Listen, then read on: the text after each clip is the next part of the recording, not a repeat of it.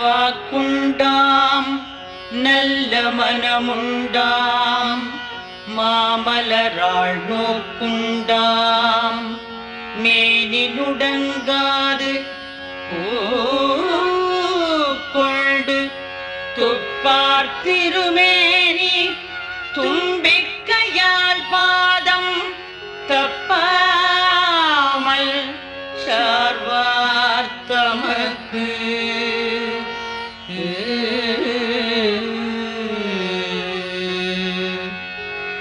பாலும் தெளிதேனும் பாகும் பருப்பும் இவை நாளும் கலந்து உனக்கு நான் தருவேன் கோலம் செய் துங்கக் கரிமுகத்து தூமணியே நீ